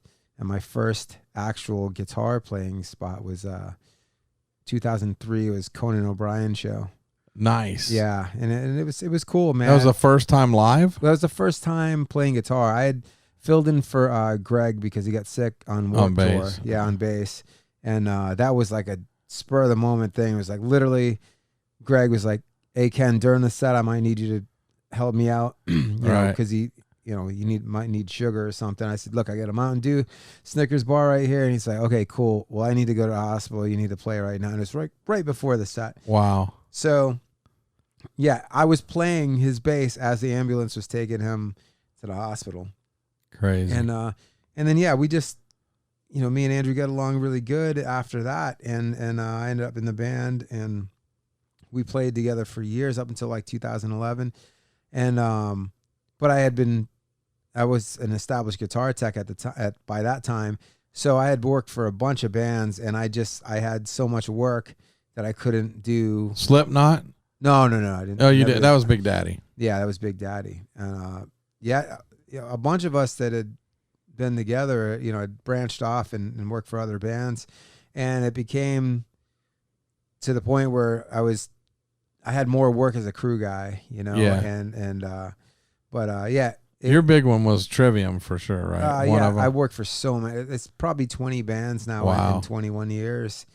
close to 21 years, and they've all been killer. I mean, everything's been great. But if it wasn't for Donald and the Andrew WK band, I just, Right. yeah, and still to this day one of the greatest guys. He just, we couldn't believe some of the stuff he would do back in the day for his fans. Yeah. I mean, hours in the snow or the rain, just signing autographs and That's writing cool. block letter paragraphs to fans. And a few years down the road, if a fan came back to see him and he was like, "Hey, do you remember I gave you this, blah blah blah," and he would tell him, "Yeah, your name's blah blah." He would remember. Really? Yeah, really cool dude. He remembers that well. He could remember the gift that was given to him, who they were. Like, yeah, he was. Was he clean, straight edge? I don't know if he was straight edge, but he was very, very serious into what he was doing. Right, gotcha. And he took care of himself and took care of his fans. That's cool. Yeah, and he didn't let anything fuck him up. You know what I mean? So he just, right. Yeah, very straightforward guy and a great dude. Yeah, we had a blast with that guy. Yeah. And even for the haters that were out there, and there was a bunch. He's of always them. been cool to me. That's why I always supported you guys because Yeah. some people may crack on it, but you know what? I'm happy for my friends for their success. You know? Yeah, I mean that first year we did Ozfest and Warped Tour. We do back and forth, and of course Ozfest. At that time, metal was pretty beat for so it was, yeah, except for a few of the acts that were on there. So, the bands that wanted to hate on them, they said their shit or whatever, but our bus and our area ended up being like the party central. Yeah. And whether you like, I went there a couple times. Yeah, it was great, man. And that's where we got in tight with Hatebreed and all those guys. You know what? It's so funny because I hadn't really when my daughter was born. Yeah. And then when she was young, I kind of stepped out of the scene totally, pretty much, and focused on my daughter and work and shit. And then one day I'm watching Saturday Night Live and I go, "Fuck. That looks like fucking Donald Tardy playing drums." You didn't even know this was happening? No, I didn't know he was going. Gotcha. And so I messaged John knowing that he wouldn't be awake. But the next morning I said, "I think I saw DT playing drums," and he held up an Obituary shirt at the end of the set at Saturday Night Live. And the next morning he texts me, he goes, "It was DT." Yeah. And I was like, holy shit. Yeah, it was amazing. And then so I text DT and I go, "Dude, I just saw you on Saturday Night Live." And he goes, "Hell yeah, awesome." Yeah. And then I went and saw, I was starting to get back into the scene a little bit, and then I went and saw you guys. I actually saw Andrew WK quite a few times. Yeah, I think. And Andrew's always been cool to me, man. And I think that Ozfest that we did in West Palm in 2002. Oh yeah, I wasn't They there. did the medley, the Obituary medley. Yeah. And that's when they were on hiatus. Yeah, to be honest with you, I think that sparked a lot of interest back in Obituary. And then as I got better as a guitar tech, I ended up being Obituary's guitar tech in 2006. I played bass because Frank's wife was having a baby. I played bass with them in 2008. You filled in quite a bit. Filled in. And then 2010. Guitar. I filled in on bass. Again, we did a van tour. And then, at that point, I was like, well, shit, it had been so many years since I played guitar in proper metal. I was like, well, shit, man, if you need a bass player, this is cool, man. And Donald was like, no, we got other plans, and then didn't hear from him for a couple of years. And then, boom, you want to do it? I was like, yeah, let's do it. So, and it's been now, I think, in December, it'll be 10 years that I've been in the band. I had to take 2013 off because I had signed a contract saying that I was going to work for Matchbox 20. All right. So they played that year without a lead guitar player. Yeah. But I remember back in the day, I go, "Kenny, you're the next one up. You're going to be the," and I remember Corey from Trivium would go, "Nah, he's not leaving Trivium." And I don't know. Do you remember all that? And I go, "Yeah, he's gonna go to Obituary, man." Yeah, I didn't know that was gonna happen. It's just one of those things, man. I knew a perfect storm, and because I wasn't sure about going back and playing because I had been successful at teching, and I still tech to this day. So Right. I just stay busy, and I love both aspects of it. I love teching just as much as being on stage and playing. And then when you repair guitars when you're at home. Right? Yep. Yeah, I work for LRC Guitars in Longwood, and yeah, it's a great thing. My buddy RJ owns it, and yeah, we do all kinds of repairs, man. Crazy. Yeah, he's a luthier, and I just help him out with setups and stuff like that, and it's really cool. So I stay in it, I don't ever stop any of this. It just keeps going. Oh, and you got to look up LRC Guitars on Facebook. Yeah. And they have T-shirts, and Kenny's face is on some of them. Yeah, yeah. Aren't you like Miami Vice It's guys? a Miami Vice ripoff, yeah, and it's me and RJ. Oh yeah. In the on the shirt. So no, it's really cool. So if anybody's in Orlando or anywhere you need guitar repair, setups, whatever, acoustics, electrics, this guy does banjos and ukuleles and Sick. all kinds of stuff. Skin flutes. He does everything, man. You gotta look him up. RJ. I don't do the flutes. He does all the flutes and all the instruments you put your mouth on. No, it's mostly it's all stringed instruments. I'm just kidding. RJ, I love you. LRC Guitars, bro. Hell yeah. All right, Kenny, thanks for hanging out. Hey, thanks for having me, man. Thanks for opening your door when I was knocking, man. A lot of people don't do that. They don't open up, Yeah, well, sucks not having a home. I was like, mow my fucking grass first. Yeah, and I got it done. Yeah, I didn't cut it as low as you wanted, but maybe tomorrow. It's like a foot high still. Well, I didn't want the chinch bugs getting to it in St. Augustine. All right, let's play the last few songs of Dome's set, because I told him I would definitely play these, and we're out of here. All right. We'll see ya. All right. Peace. All right, bitches. We got Cryptopsy, Jungle Rot, Disgorge, and Nasty Savage next. And that concludes the night. Crank it up, bitches. Death Metal Dave, Kenny, in your face. Later. You're on MetalMessiahRadio.com, bitches. Crank it up.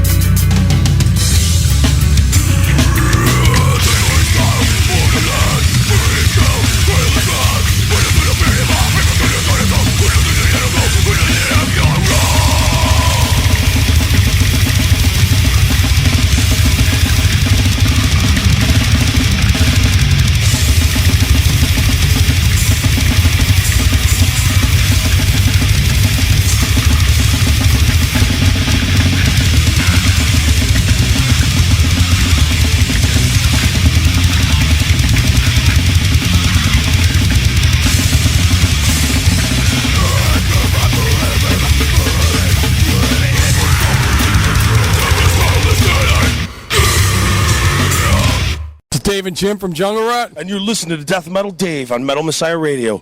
In your face! In your face!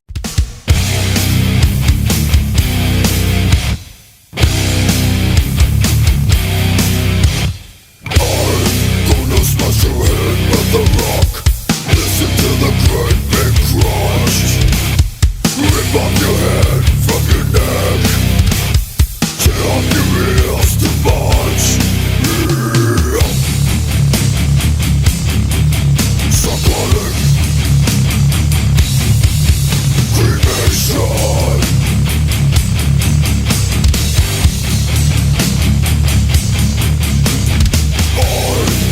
Swing your head by your hair, mash it in a mailbox.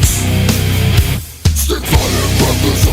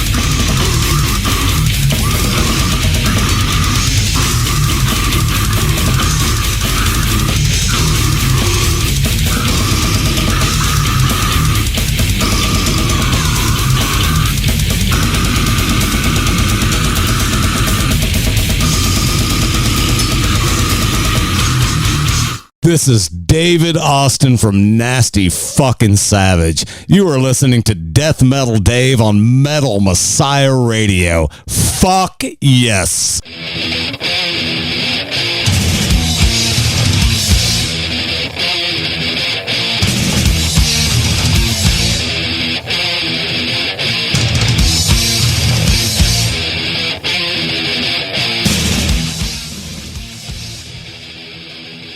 All right, everybody. Thank you for joining me tonight. It's Death Metal Dave. In your face. Here on MetalMessiahRadio.com. I had a blast. I hope you did too.